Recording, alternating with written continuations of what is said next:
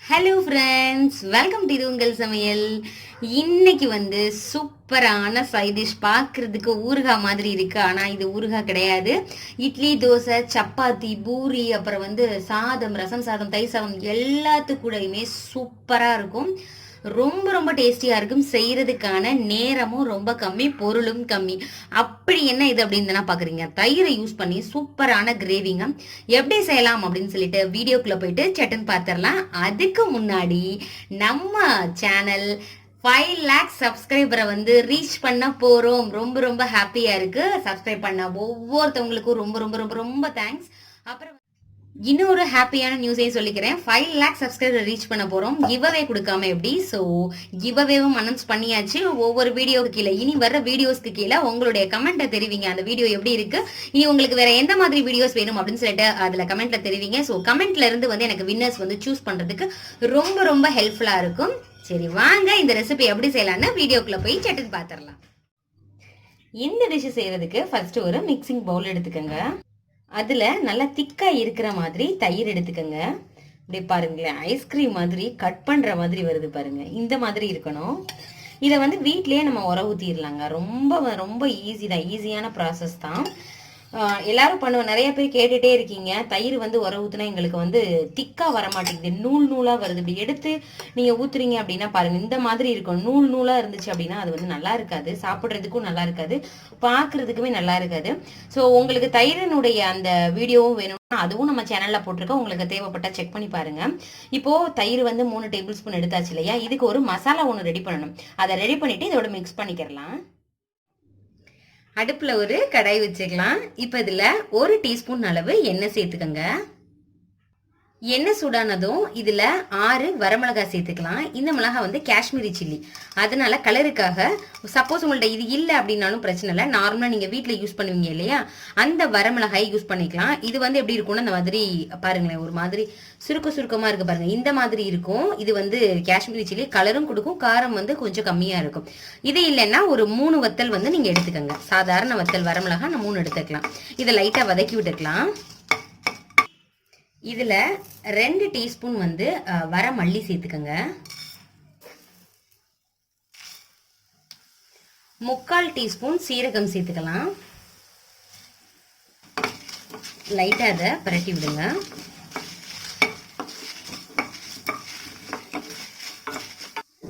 ரெண்டு கிராம்பு சேர்த்துக்கலாம். சின்ன துண்டு பட்டை சேர்த்துக்கங்க. அப்புறம் கல்பாசி கொஞ்சம் சேர்த்துக்கலாம். நிறைய பேர் கேட்டுட்டே இருக்கீங்க பாருங்களேன், இதுதான் கல்பாசி. இந்த மாதிரி இருக்கும் பட்டை சோம்பு பாக்கெட்ல, இதுவும் சேர்ந்தே வரும். தனியாவும் இது கிடைக்கும். இந்த லீஃப் மாதிரி இருக்கும், கருப்பு வெள்ளை அப்படி 2 கலர்லயும் சேர்ந்தே இருக்கும். இதையும் சேர்த்துக்கலாம். இது நல்ல வாசனை கொடுக்கும். இந்த மாதிரி மசாலா ஐட்டம்க்கு நீங்க சேர்த்தீங்க அப்படின்னா. 1 டீஸ்பூன் சோம்பும் சேர்த்தாச்சு. சேர்த்துட்டு இது நல்லா வந்து வாசனை வர்ற அளவுக்கு லோ ஃப்ளேம்ல வச்சு வறுத்து விட்டுட்டே இருக்கணும். கலர் வந்து ரொம்ப மாறிடக்கூடாது, மாறிடுச்சுன்னா நம்மளுக்கு அந்த மசாலாவே கெடுத்துரும். இந்த ஸ்டேஜ்லயே இப்போ ஆஃப் பண்ணிடலாம். பாருங்களேன், மல்லியோட கலர் லைட்டா சேஞ்ச் ஆகுது பாருங்க. இந்த ஸ்டேஜ்லயே அமர்த்திடணும், இல்லைன்னா அது ஒரு மாதிரி கருகிரும், டேஸ்ட் அந்த அளவு நல்லா இருக்காது. இப்போ இதை வந்து என்ன பண்ணிக்கலாம்னா தனியா ஒரு பிளேட்டுக்கு ட்ரான்ஸ்ஃபர் பண்ணிட்டு ஆறுனதுக்கு அப்புறம் தண்ணி ஊற்றி நைஸா அரைச்சிட்டு வந்து காமிக்கிறேன். நல்லா நைஸாக அரைச்சிருச்சு பாருங்களேன். உங்கள் மிக்சி பிளேடு வந்து இந்த மாதிரி நைஸாக அரைக்க முடியல அப்படின்னு நினச்சிங்கன்னா நாட்காட்டி சேனலில் அதுக்கு ஒரு வீடியோ போட்டிருக்கேன். மிக்சி பிளேடை வந்து வீட்டிலேயே எப்படி சரி பண்ணணும் அப்படின்னு சொல்லிட்டு அதனோட லிங்க் வந்து டிஸ்கிரிப்ஷன் பாக்ஸில் தரேன். உங்களுக்கு தேவைப்பட்டால் நீங்கள் போய் செக் பண்ணி பாருங்க. இப்போ நம்ம ரெடி பண்ண மசாலாவை என்ன பண்ணிக்கலாம்னா இதோட சேர்த்துக்கலாம்.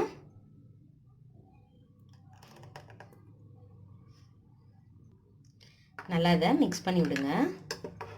உங்களுக்கு வந்து அந்த கெட்டியா இருக்கும் இல்லையா, அந்த மாதிரி இருக்கக்கூடாது. சப்போஸ் ரொம்ப திக்கா இருந்துச்சு அப்படின்னா அந்த கெட்டியா வரும். அப்போ வந்து ஒரு ஃபோர்க் வச்சு நீங்க இப்படி வேகமா பண்ணீங்க அப்படின்னா அது நல்லா மிக்ஸ் ஆயிரும்.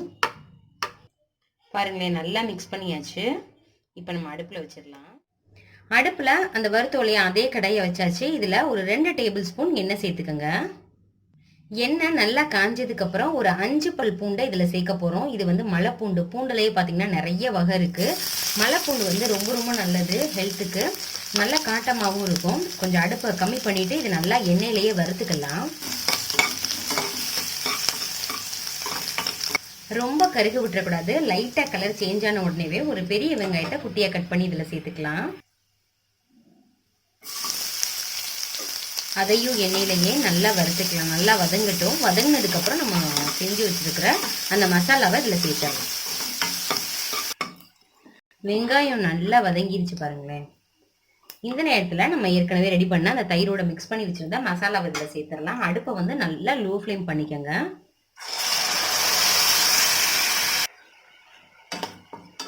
நல்லா தான் மிக்ஸ் பண்ணி விட்டுக்கலாம். இது இருக்க திக்காகும். கொஞ்சம் தண்ணி மட்டும் சேர்த்துக்கலாம். இன்னும் உப்பு எதுவுமே சேர்க்கல. கொஞ்சம் தண்ணி சேர்த்தாச்சு. இதுக்கு தேவையான அளவு உப்பு சேர்த்துக்கலாம். நான் ஒரு 1/2 டீஸ்பூன் கல்லுப்பு சேர்த்துருக்கிறேன். சேர்த்துட்டு நல்லா மிக்ஸ் பண்ணி விடுங்க. ஒரு 10 நிமிஷத்துக்கு நல்லா லோ ஃப்ளேமில் குதிக்கணும். எண்ணெய் எல்லாமே பிரிஞ்சு வரணும். அதுக்கப்புறம் நம்ம ஆஃப் பண்ணிடலாம். சப்போஸ் உங்களுக்கு வந்து காரம் கம்மியாக சேர்த்துட்டீங்க அப்படின்னா, காஷ்மீரி சில்லியில் வந்து உங்களுக்கு காரம் இல்லைன்னா இந்த ஸ்டேஜில் மிளகாய் தூள் நீங்கள் ஆட் பண்ணிக்கலாம். ஆட் பண்ணிவிட்டு 10 நிமிஷம் நல்லா கொதிக்கி விட்டுறணும். தண்ணி வேணும் அப்படின்னா கொஞ்சமாக ஆட் பண்ணிக்கோங்க. இருக்க திக்காயிட்டே இருக்க ஒரு 5 நிமிஷம் ஆயிருக்கு. எண்ணெயெல்லாம் லைட்டாக இப்போவே பிரிஞ்சு வருது. இன்னும் ஒரு 5 நிமிஷத்துக்கு இது அப்படியே கொதிக்கட்டும். நல்லா கொதிச்சிட்ருக்கு பாருங்களேன். பார்க்கும் பொழுதே சூப்பராக இருக்குது. டேஸ்ட்டும் ரொம்ப ரொம்ப நல்லாயிருக்கும். அப்படியே இதை எடுத்து சாப்பிட்டோன்னா சாப்பிட்டுட்டே இருக்கலாம். நீங்கள் ஃப்ரிட்ஜில் இதை 1 வீக் வரைக்கும் கூட ஸ்டோர் பண்ணி வச்சுக்கலாம். நல்லா வதக்கி கைப்படாமல் தண்ணி படாமல் ஒரு ஸ்பூன் போட்டு ஆறுனதுக்கப்புறம் ஃப்ரிட்ஜில் வைங்க. சம்பளத்தில் போட்டு அது வாட்டுக்கு இருக்கும். இந்த மாதிரி டேஸ்டியாக நீங்களும் செஞ்சு சாப்பிடுங்க. இதை ஒரு பவுலுக்கு ட்ரான்ஸ்ஃபர் பண்ணிட்டு காமிக்கிறேன். ரொம்ப ரொம்ப டேஸ்டியான இந்த தொக்கு மாதிரி இருக்கு பாருங்களேன். அப்படியே பார்க்கும் பொழுதே வந்து அப்படியே டெம்ட் ஆகுது. ஸோ சாப்பிட்டு பாருங்க, செஞ்சு பாருங்க. நீங்க செய்யும் பொழுதே பாதியை காலி பண்ணிடுவீங்க. அந்த அளவுக்கு ரொம்ப ரொம்ப சூப்பரா இருக்கும். எப்படி இருந்துச்சு அப்படின்னு சொல்லிட்டு கமெண்ட் பண்ணுங்க. உங்க ஃப்ரெண்ட்ஸ் அண்ட் ரிலேட்டிவ்ஸ் கூட ஷேர் பண்ணுங்க. இந்த வீடியோ உங்களுக்கு பிடிக்கும்னு நினைக்கிறேன். பிடிச்சிருந்துச்சுன்னா இது உங்கள் சமையலுக்கு சப்ஸ்கிரைப் பண்ணுங்க, லைக் பண்ணுங்க. இதே மாதிரி இன்னொரு இன்ட்ரெஸ்டிங்கான வீடியோ. தேங்க்யூ, பாய்.